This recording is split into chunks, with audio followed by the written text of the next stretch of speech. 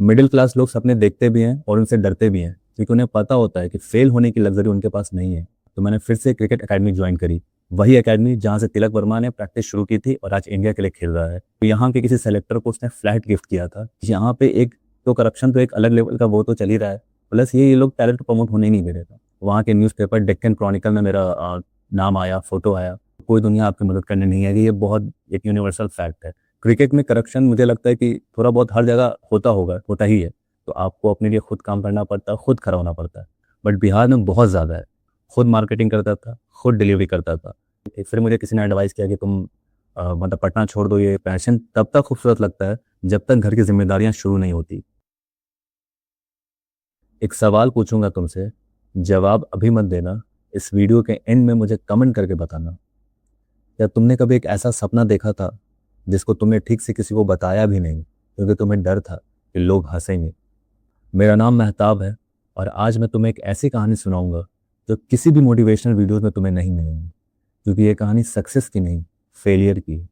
मेरी फेलियर की। लोग कहते हैं पैशन फॉलो करो, जो दिल करे वो करो, लाइफ सेट हो जाएगी। मैंने किया, पूरे 10 साल शिद्दत के साथ किया, रिजल्ट ज़ीरो। लेकिन आज मैं तुम्हें वो बताऊंगा जो मुझे किसी ने नहीं बताया। अगर 10 साल पहले मुझे किसी ने बता दिया होता तो शायद मेरी ज़िंदगी बदल जाती। शुरू से शुरू करता हूँ। पढ़ने में मैं एक एवरेज स्टूडेंट था। नॉर्मल स्कूलिंग, नॉर्मल मार्क्स, बहुत ज़्यादा तेज़ नहीं था। किसी तरह मैंने 10th एंड 12th पास किया था। उसके बाद घर वाले चाहते थे कि बेटा इंजीनियर बन जाए और मैं चाहता था कि मैं क्रिकेटर बनूं। लेकिन भाई इंडिया में ये सपना हर दूसरी गली के लड़के का होता है। हम सब सचिन बनना चाहते हैं, विराट बनना चाहते हैं। मैं भी बनना चाहता था। लेकिन घर में एक ही बात होती थी, बेटा इंजीनियर बन जाओ, लाइफ सेट हो जाएगी। और मिडिल क्लास फैमिली में जब ये बात होती है ना, तो ये सिर्फ एक एडवाइस नहीं, रिस्पॉन्सिबिलिटी होती है। 2012 में मैं इंजीनियरिंग के लिए हैदराबाद चला गया। मन नहीं था लेकिन मजबूरी थी तो जाना पड़ा। फिर एक प्लान दिमाग में ये भी था कि चलो वहाँ जाके इंजीनियरिंग भी करूँगा और साथ में कोई अकेडमीज या क्लब ज्वाइन कर लूँगा, क्रिकेट की प्रैक्टिस भी शुरू कर दूंगा। और जब मैं हैदराबाद गया, वहाँ जब मैं इंजीनियरिंग के अपने फर्स्ट ईयर में था तो मैंने एक अकेडमी ज्वाइन करी। बट कुछ ही दिनों के बाद मैंने वो अकेडमी छोड़ भी दी। रीज़न ये था कि वहाँ जो मेरे लोकल गार्जियन थे, मेरे कज़न भाई, वो मुझे समझाने लगे कि भाई तुम पढ़ाई के लिए आए हो, इंजीनियरिंग करने आए हो, क्रिकेट में उतना स्कोप नहीं है, बहुत रिस्क है, बहुत कंपटीशन टफ है। तो तुम उसको एक खेल को खेल की तरह देखो, खेल की तरह लो और उसमें अपना करियर मत बनाओ।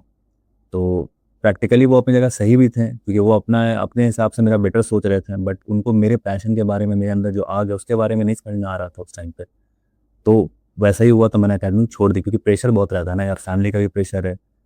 अब चूंकि पापा ने मुझे वहाँ भेजा है पढ़ाई करने के लिए, अब कज़न भाई को गार्जियन बनाया, वो मुझे कह रहे तो मुझे उनकी बात भी माननी है।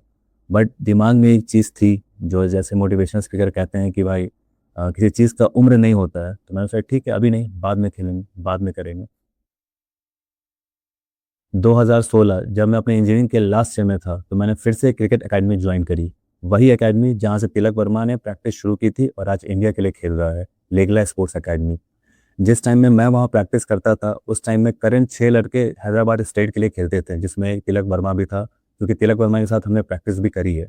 खैर कुछ ही टाइम के बाद मुझे हैदराबाद क्रिकेट एसोसिएशन का 2 डे लीग खेलने का मौका मिला। एक मैच में मैंने बहुत ज़बरदस्त परफॉर्मेंस दी वहाँ पे। क्योंकि 2 डे लीग में जो होता है वो जस्ट एक टेस्ट होता है। तो फर्स्ट इनिंग में मैंने 6 विकेट निकाले, सेकंड इनिंग में मैंने 5 विकेट निकाले, तो टोटल 11 विकेट मुझे मिला। नेक्स्ट डे वहाँ के न्यूज़पेपर डेक्कन क्रॉनिकल में मेरा नाम आया, फ़ोटो आया। तो घर पे मैंने एक फ़ोटो लेके मैंने व्हाट्सअप किया। उसके बाद मुझे घर से सपोर्ट मिलना शुरू हुआ। ये वो मोमेंट था जिसके लिए मैं सालों से वेट कर रहा था।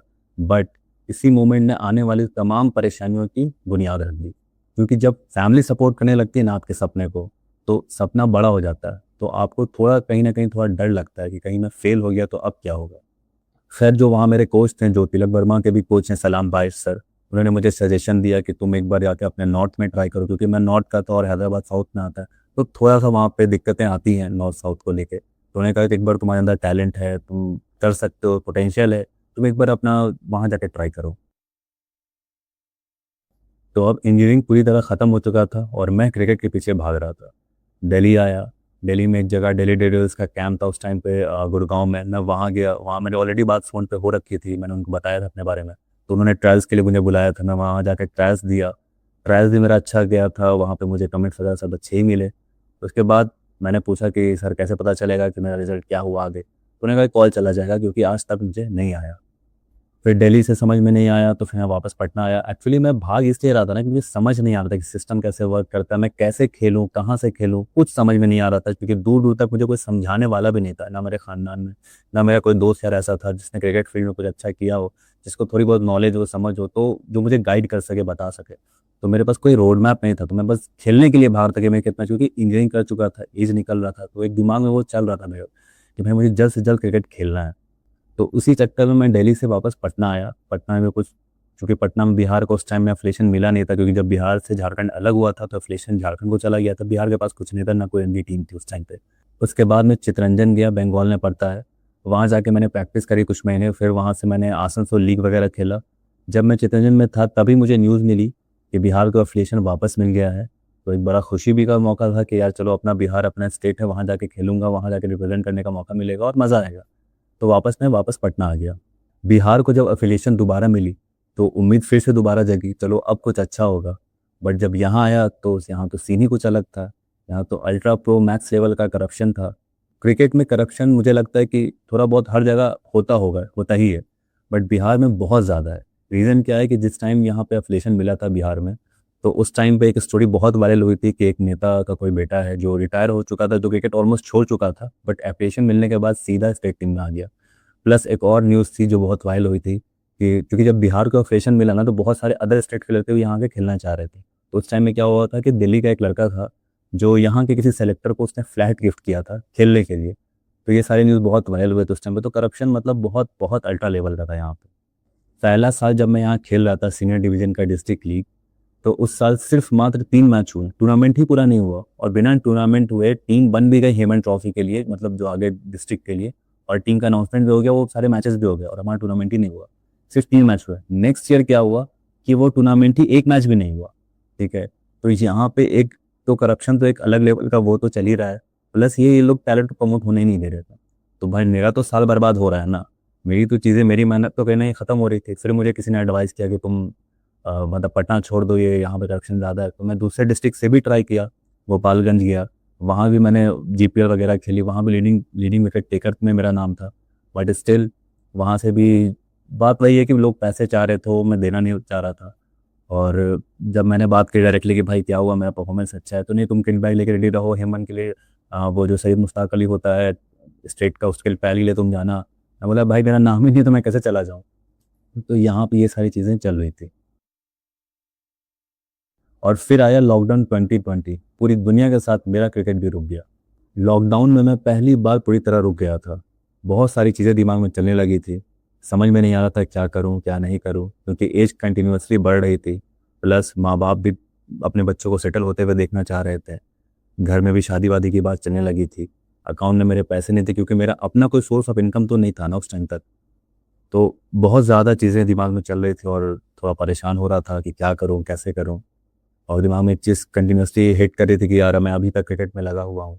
उस मोमेंट में ना मुझे पहली बार रियलाइज़ हुआ कि पैशन और प्रोफेशन में फ़र्क होता है। लोग बोलते हैं फॉलो योर पैशन, जो सुनने में बहुत अच्छा लगता है मोटिवेशनल वीडियोस में या सक्सेसफुल लोगों के इंटरव्यूज़ में।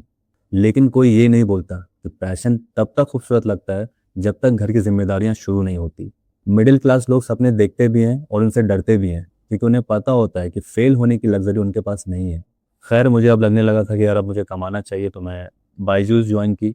सेल्स की जॉब थी, 1 डेढ़ महीना मैंने जॉब की, बट वर्किंग कल्चर वहाँ पे बहुत अच्छा नहीं था, तो मैंने वो जॉब छोड़ दी। उसके बाद मैंने सोचा कि जब जॉब ही करना है तो कोई अच्छी जॉब करता हूँ, तो फिर आईटी का स्विच करने का सोचा कि आईटी में जाता हूँ, आईटी में जॉब करता हूँ। तो उसके लिए मैंने एक कोर्स किया डेटा एनालिटिक्स का, डेटा साइंटिस्ट का।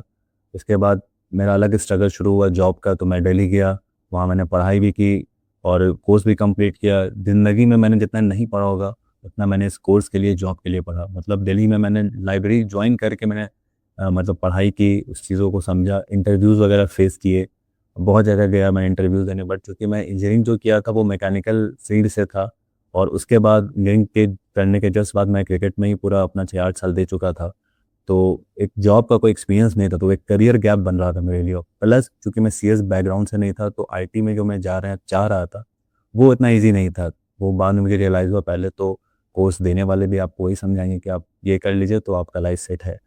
तो वो भी मैंने ट्राई किया, बट वो भी अनफॉर्चुनेटली नहीं हो पाया। मतलब जॉब ही नहीं लग रही थी, हर जगह फिर जा रहा था, तो वो ईयर गैप का मसला आ रहा था, तो फिर मैंने छोड़ दिया। एक वक्त आता है हर मिडिल क्लास इंसान की ज़िंदगी में जब वो अपने लिए नहीं जीता, क्योंकि माँ बाप भी तो होते हैं जो अपने बच्चों को सेटल होते हुए देखना चाहते हैं, और फिर अगर शादी हो गई हो तो रिस्पॉन्सिबिलिटीज और बढ़ जाती है। उस टाइम पे अपने सपनों को पॉकेट में रखना पड़ता है और दुनिया के लिए कुछ और बनना पड़ता है।